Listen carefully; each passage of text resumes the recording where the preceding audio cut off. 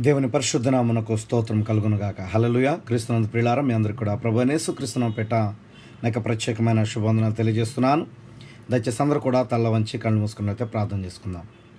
కృప కలిగిన మా తండ్రి, జీవము కలిగిన మా దేవ, జీవాధిపతి పరిశుద్ధుడా, గొప్ప దేవుడా, ఆశ్చర్యకరుడా యేసయ్య, మీ పరిశుద్ధ నామమును బట్టి మీకు స్తుతులు, స్తోత్రములు, వందనములు చెల్లిస్తున్నాం. మీ గొప్ప ప్రేమ, కృప, కనికరాన్ని బట్టి మీకు స్తోత్రములు. గడిచిన దినములన్నీ కూడా మమ్మల్ని యొక్క కృపగలిగిన రెక్కల కింద కాచి కాపాడి భద్రపరిచి మా యొక్క జీవితంలో మీరు అనుగ్రహింప చేసిన మరొక నూతనమైన దినమును బట్టి, ఈ అమూల్యమైన అతి శ్రేష్టమైన సమయాన్ని బట్టి మీకు స్తోత్రములు. ఈ యొక్క దినమందు నాయన ఇక వేకవ జామున ప్రభా, నీ యొక్క ప్రభా లేఖనాలని గడి వర్తమానాలను ధ్యానించడానికి మీరు మాకు అనుగ్రహింప చేసిన గొప్ప కృపను బట్టి, ధన్యతను బట్టి మరొకసారి మేమందరం కూడా మీకు కృతజ్ఞతాస్తుతులు చెల్లిస్తున్నాం. ప్రభా, కృప చూపండి, కనికరం చూపండి నాయన. కుటుంబ బలిపీఠమని అనుదిన ధ్యానముల ద్వారా ప్రతి దినము మమ్మల్ని దర్శించి మాతో మాట్లాడుచు మమ్మల్ని బలపరుస్తున్న దేవా, ఈ ఉదయకాల సమయంలో కూడా మరొకసారి మమ్మల్ని దర్శించి మాతో మాట్లాడమని, ఈ ఉదయకాల దీవెనలతో మమ్మల్ని నింపమని యేసుక్రీస్తు పరిశుద్ధ నామమున ప్రార్థిస్తున్నాం మా పరమ తండ్రి. ఆమేన్. డిసెంబర్ 4వ తారీఖున కుటుంబ బలిపీఠము వాల్యూమ్ 1. యోహాను రాసిన మొదటి పత్రిక 3వ అధ్యాయము 8వ వచనము.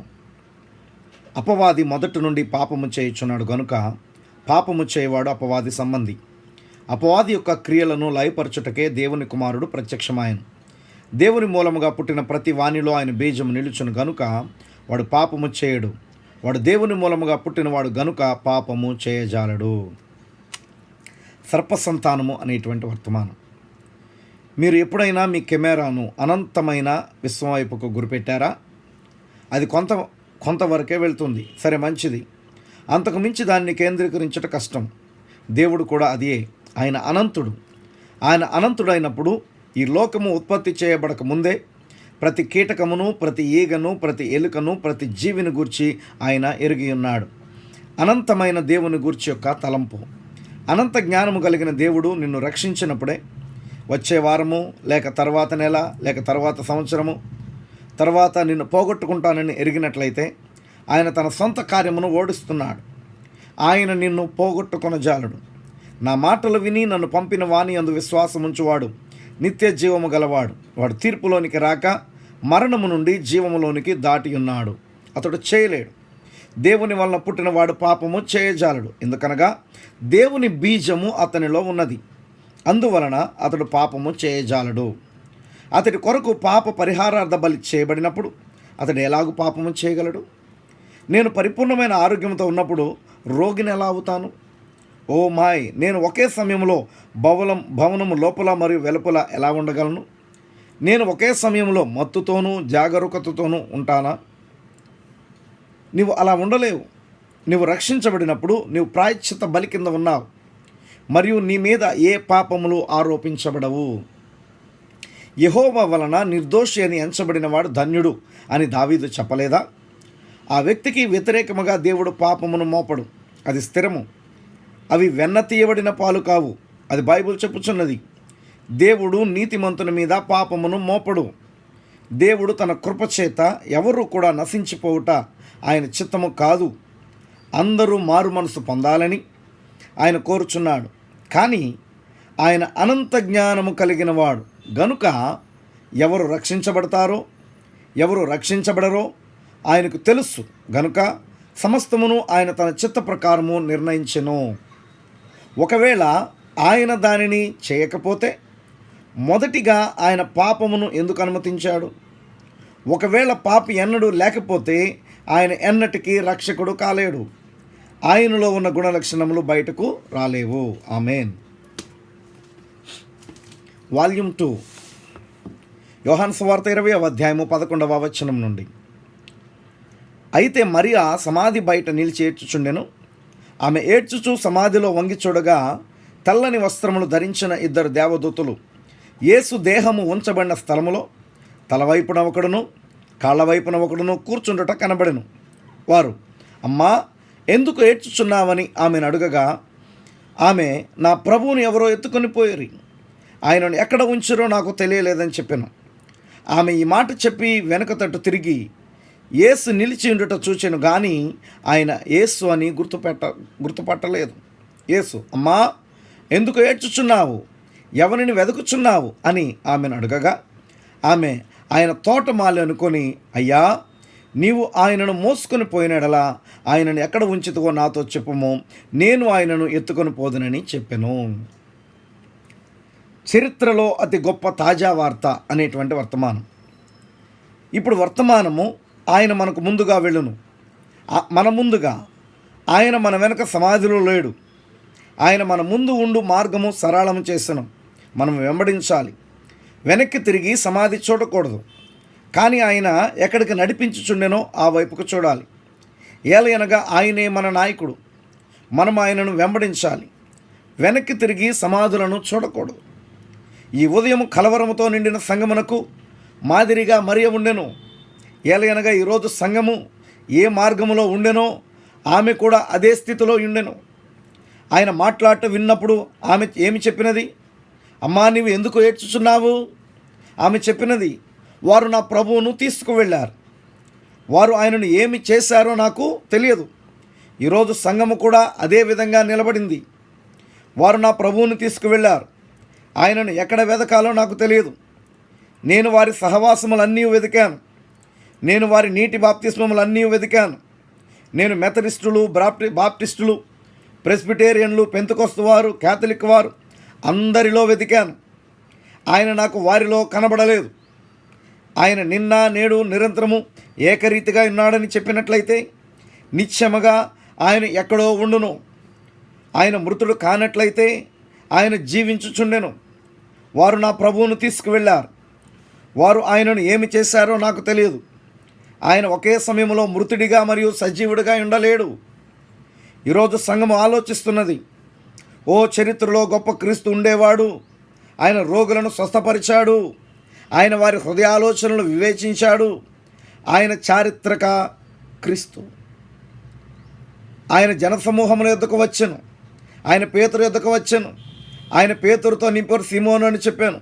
నీ పేరు సీమోను, నీ తండ్రి పేరు యోనా. ఓ నిత్యముగా యేసు దాన్ని చేసెను. నిత్యముగా అది ప్రవక్త చెప్పినట్లుగా లేఖనముల ప్రకారము మెస్సయ్య సూచన. ఆయన ఒక్క సంగతి కూడా బోధించలేదు. పౌలు కూడా చేయలేదు. అగ్రిప్ప ఎదుటకు పౌలును తీసుకుని వచ్చినప్పుడు ప్రవక్తలు మోషే ఏది సంభవిస్తుందని ప్రవచించారో దానిని మాత్రం బోధించాను. మీరు నాకు తీర్పు ఎందుకు తీర్చుచున్నారు? మోషే ఏమి జరుగునని చెప్పెనో, ప్రవక్తలు దేనిని ప్రవచించారో దానినే నేను బోధించాను.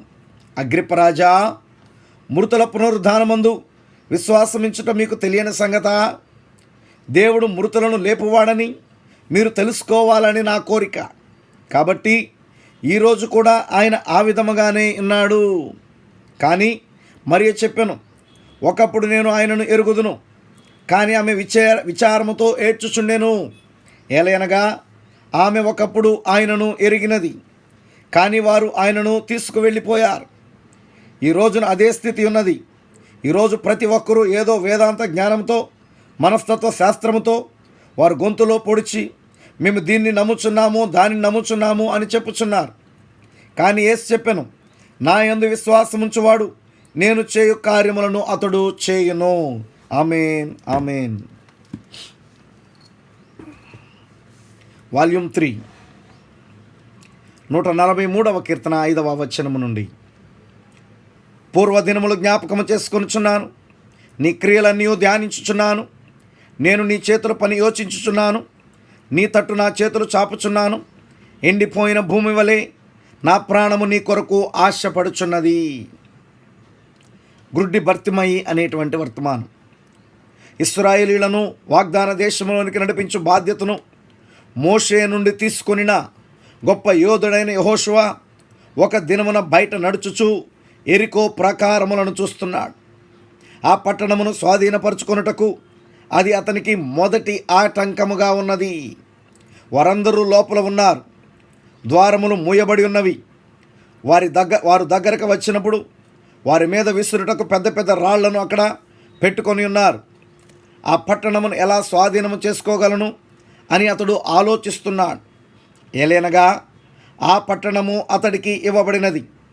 దేవుని ప్రణాళికను నెరవేర్చు మార్గం ఏమిటి? అతడు ఆలోచిస్తుండగా దూసిన ఖడ్గము చేత పట్టుకొనిన గొప్ప యోధుడు అతని ముందు నిలవబడి ఉన్నాడు. యెహోషువ కూడా తన ఖడ్గమును దూసి అతడిని కలుసుకొనుటకు వెళ్ళాడు. అతడు అడిగాడు, నీవు మా పక్షముననున్నవాడవా, మా విరోధుల పక్షముననున్నవాడవా? ఆ ఖడ్గము అతని తలకు పైగా మెరయుచున్నది. అతడు చెప్పాడు, కాదు, యెహోవా సేనాధిపతిగా నేను వచ్చి ఉన్నాను. ఆమేన్. బలశూరుడైన యెహోషువ తన ఖడ్గమును నేల మీద పడవేశాడు. తన శిరస్త్రాణమును కవచమును తీసి నేల మీద పెట్టి అతని ఎదుట సాష్టాంగపడ్డాడు. మరియు గ్రుడ్డి భర్తిమై ఆలోచిస్తున్నాడు. అది ఏమిటో నీకు తెలుసా? అది ఇక్కడనే జరిగినది. ఆ గొప్ప యెహోవా సేనాధిపతి ఇక్కడనే నిలవబడి ఉండెను. కానీ అద్భుతములు జరుగు కాలములు గతించిపోయాయి. 100 గజముల దూరము యెహోవా సేనాధిపతి నిలిచి ఉన్నాడని, ఆ మార్గములో వస్తున్నాడని అతనికి కొంచెము కూడా తెలియదు. మనము దేవుని గురించి తలంచినప్పుడు, మనకు మేలు జరుగునని మనము కలలు కనినప్పుడు, మనము రక్షించబడ్డామని కలలు కనినప్పుడు, మన పాపములు దేవుని ఎదుట ఎంత క్రూరమైనవో మనము ఆలోచించడం ప్రారంభించినప్పుడు, అప్పుడు ఆయన మన యొద్దకు ఆకర్షించబడను. బ్రద్దలైన హృదయములతో శిష్యులు ఎమ్మాయి మార్గంలో నడిచి వెళ్ళుచున్నప్పుడు యేసు పొదలో నుండి బయటకు వచ్చి వారితో మాట్లాడుట ప్రారంభించెను. వారు ఆయనను గురించి ఆలోచించుచుండగా ఆయన వారి మధ్యకు వచ్చెను. ఈ దినమున మన సమస్యను గ్రహించారా? మన మనస్సులలో డబ్బు మరియు ఇతరమైన కార్యములు నిండి ఉన్నాయి. మన ఆలోచనలలో దేవునికి చోటు లేదు. మనము దుకాణముల దగ్గరికి వెళ్ళి క్రొత్త బట్టలు లేదా క్రొత్త టోపీలు లేదా మరొకటి కొనాలనే ఆలోచనలతో మనం ఉన్నాం. మనము సుజీ మరియు జాన్ కార్యక్రమాలు చూడాలి. ఈ రాత్రి మనము పేకాట ఆడతాము. ఈ రాత్రి మనము సంగమునకు వెళ్ళలేము. మేము సుసీని ప్రేమిస్తున్నాము లేక అటువంటి టీవీ కార్యక్రమాలు మనకున్నాయి. మన మనస్సులో ఇతరమైన విషయములు ఉన్నాయి. మనలను తీరిక లేకుండా ఉంచుటకు సంఘములో అనేక కార్యక్రమాలు ఉన్నాయి. ప్రార్థనా కూటములను మనం విడిచిపెట్టాము. స్నేహితుడా, మనము దేవునికి దగ్గరగా వచ్చినప్పుడు దేవుడు మనకు దగ్గరగా వచ్చును. ఆమేన్. అది నిజము. కానీ ప్రార్థనా కూటముల స్థానమును మరేదో తీసుకొనిను.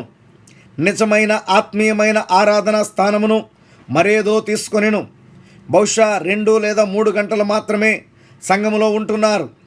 నేను ఆయన సన్నిధిలో వేచి ఉండాలని నా కోరిక. మీరు దానిని ప్రేమించటలేదా? ఓ చేతులు పైకెత్తి ఆ ఓటలో నుండి త్రాగండి. నీవు మరి ఇక త్రాగలేనంతగా త్రాగండి. ఆయన మాధుర్యమును మరియు మంచితనమును పైకి ప్రవహింపచేయును. నేను పేరుగాంచిన స్వార్థికుడు నా సహోదరుడైన టిఎల్ ఆస్బాన్తో మాట్లాడాను. అతడు చెప్పాడు, సహోదరుడా బ్రనాం, నేను ఆలోచిస్తున్నాను. నా సంపూర్ణ లక్ష్యము ఆత్మలను రక్షించుట మరియు నాకున్న సమస్తమును ఆత్మల రక్షణ కొరకు ఇచ్చివేయుట. తర్వాత నేను ఆలోచించాను, క్రీస్తు ఎడల నాకున్న ప్రేమ భక్తి సంగతి ఏమిటి? క్రీస్తు అతడిని కూడా ప్రేమిస్తున్నాడు. మనము అనేక కార్యములతో సమయమును నింపివేస్తున్నాం. కానీ మనము వాటి నుండి దూరముగా జరిగి ప్రశాంతముగా కూర్చొని ఆయనను ఆరాధించాలని, ఆయనతో సంభాషించాలని దేవుడు కోరుచున్నాడు. నేను దానిని ప్రేమిస్తున్నాను. అది మధురమైనది. ఆయనతో కూర్చొని ఆయన వాక్యమును ధ్యానించుచు మీ మనస్సుల్లో నుండి సమస్తమును తొలగించుకొనుట ఒక వ్యక్తి జీవితంలో అత్యంత గొప్ప సమయం అదే. మీరు ఆ విధముగా చేసినట్లయితే దేశంలో కలవరము, నరాల బలహీనత ఉండదు.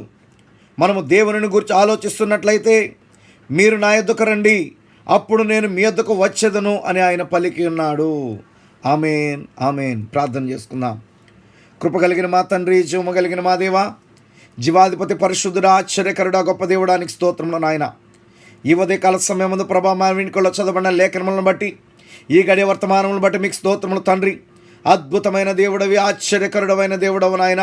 మహాగణుడా, మహోన్నతుడ, పరిశుద్ధుడా, మీకు స్తుతులు వందనములు చెల్లిస్తున్నాం.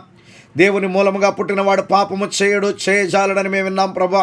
ఎందుకనగా నీ యొక్క బీజం వాళ్ళలో నిలిచి ఉంటుంది కాబట్టి ప్రభా, అతడు పాపము చేయాలనే కోరికను కలిగి ఉన్నాడు ప్రభా. అతడు ఎంత మాత్రము కూడా పాపము చేయలేడు నాయన. మీరు అనంతుడవైన దేవుడవు నాయన. ప్రభా, మీ యొక్క అనంత జ్ఞానమును బట్టి మీకు స్తోత్రములు వందనములు చెల్లిస్తున్నాము తండ్రి. గొప్ప దేవానికి స్తోత్రములు తండ్రి. నాయన నీ యొక్క ముందు నిర్ణయంలో మమ్మల్ని చూసిన దేవుడవు నాయన. నీ యొక్క విత్తనాల్లో ప్రభా, నీ వారిలో ఎవరిని పోగొట్టుకునే దేవుడవు కాదు ప్రభా. అందును బట్టి మేము ఎంతగానో మీ కృతజ్ఞతాస్తులు చెల్లిస్తున్నాం తండ్రి. అదే రీతిగా నాయన ఈరోజు సంఘము ప్రభా, అలనాడు సమాధి దగ్గరికి వెళ్ళి నాయన మిమ్మల్ని మృతుకులో వెతికినటువంటి నాయన ఆ మరియ వలె ఉన్నది ప్రభా సంఘం యొక్క పరిస్థితి. నిజమే ప్రభా నాయన, ఈరోజు ప్రభా ఏ సంఘ శాఖలో చూసినా మీరు లేరు ప్రభా. ఎందుకనగా మీరు సజీవుడవైన దేవుడవు నాయన. ఆ సంఘాలను విడిచిపెట్టి మీరు వచ్చిన దేవుడవు ప్రభా. అందును బట్టి మీకు స్తోత్రములు వందనములు చెల్లిస్తున్నాము నాయన. నిత్యంగా మీరు నిన్న నేడు నిరంతరం ఏకరీతిగా ఉన్న దేవుడవి, మారని దేవుడవి, సర్వశక్తి కలిగిన దేవుడవు ప్రభా. అందును బట్టి మీకు స్తుతులు స్తోత్రములు వందనములు చెల్లిస్తున్నాం. అదే రీతిగా ప్రభానికి స్తోత్రములు తండ్రి. యెహోషువ ప్రభానికి స్తోత్రములు తండ్రి. తాను జయించబోయేటువంటి కార్యముల గురించి తలస్తున్నాయన. ఎరుకో కోటను ఏ విధంగా జయించాలని ప్రభా ఆ ప్రకారం మీద నిలబడేటువంటి సమయం వచ్చినప్పుడు తండ్రి, ఓ ప్రభా, మోషే తర్వాత బాధ్యతలు తీసుకున్న వ్యక్తిగా నాయన దాని గురించి ఆలోచిస్తున్నప్పుడు ప్రభు ఏ రీతిగా సహాయం చేస్తున్న ఆలోచిస్తున్నప్పుడు నాయన ఖడ్గము దూసిన యెహోవా సైన్యాధిపతి ప్రభా దిగివచ్చడు చూచాడు ప్రభా. యేసయ్యానికి స్తోత్రముల తండ్రి. ఎప్పుడైతే ప్రభా గ్రుడ్డి భర్తమైన ఆయన ఇదిగో యెహోవా సేనాధిపతి నిలబడింది ఈ స్థలమే అని అతడు ఆలోచిస్తున్నాడు. నిజముగా మార్గమున మీరు వెళ్ళటం జరిగింది ప్రభా. ఎంత గొప్ప దేవుడవి, ఎంత గొప్ప ఆశ్చర్యకరుడవు నాయన. ప్రభా, ఈరోజు ప్రజలు నాయన మిమ్మల్ని చరిత్రలో ఉన్న దేవుడిగా భావిస్తున్నారు ప్రభా. ఒకప్పుడు ఆయన ఉన్నాడు, ఒకప్పుడు అద్భుతాలు జరిగాయి, ఒకప్పుడు స్వస్థత కార్యాలు జరిగాయని. కానీ నిజముగా మీరు నిన్న నేడు నిరంతరము ఏకరీతిగా ఉన్న దేవుడవని, నేడును అద్భుతములు చేయించిన దేవుడవని, ఆశ్చర్య కార్యములు చేయించిన దేవుడవని, గొప్ప కార్యములు చేయించిన దేవుడవని విశ్వసించలేకపోతున్నారు ప్రభువా. ఈ ఉదయకాల సమయం ముందు ప్రభా మేమందరూ పరిపూర్ణమైన విశ్వాసంతో మిమ్మల్ని విశ్వసించే కృప మాకు దయచేయండి నాయన. మా బలహీనతలు మేము ఒప్పుకొని, మా విధేయతలు మేము ఒప్పుకునే కృప దయచేయండి నాయన. ప్రార్థన కుడికలకు మేము సమయం ఇచ్చే కృప దయచేయండి నాయన. ఓ ప్రభా, అనేకమైన లోక కార్యములతో మా మనసులు నిండిపోయాయి నాయన. అనేకమైన లోక కార్యాలతో మా ఆలోచనలు నిండిపోయాయి ప్రభా. అనేక కార్యక్రమాలు ప్రభా, ప్రభా మేము నిండిపోయి ఉన్నాం ప్రభా. ప్రార్థనా కుడికలను పక్కన పెట్టి ఉన్నాం ప్రభా. నిత్యముగా ప్రభా, ప్రార్థనా కుడికలకు మేము సమయం ఇచ్చేవారంగా ప్రభా నీ సముఖంలో ప్రభా ఇదిగోనైనా లోకము నుండి, లోక కార్యముల నుండి నాయన దూరముగా జరిగి నాయన నెమ్మదిగాను ప్రశాంతకరమైన వాతావరణంలో మిమ్మల్ని స్తుతించే బిడ్డలుగా, మిమ్మల్ని ఆరాధించే బిడ్డలుగా ప్రభా మీ వద్ద వినేటువంటి కృప మాకు దయచేయండి నాయన. ఈ ఉదయకాల సమయం నీ అభిషేకం మాకు దయచేయండి ప్రభా. నాయన మీరు కోరిన జీవితమే జీవించగలిగినట్లుగా మీ కృప మాకు అనుగ్రహింపచేయమని, ఉదయకాల దీవులతో మమ్మల్ని అందరినీ కూడా నింపమని మరొకసారి మమ్మల్ని అందరినీ కూడా మీ కృపాస్థలకు సమర్పిస్తూ స్తుతి మహిమ ఘనత ప్రభావం మీకే ఆరోపిస్తూ యేసుక్రీస్తు మీ యొక్క పరిశుద్ధ నామమును బట్టి స్తుతించి ప్రార్థిస్తున్నాం మా పరమ తండ్రి. ఆమేన్, ఆమేన్. Praise the Lord. God bless you all. దేవుడు మమ్మల్ని అందరినీ కూడా దీవించును గాక. ఆమేన్.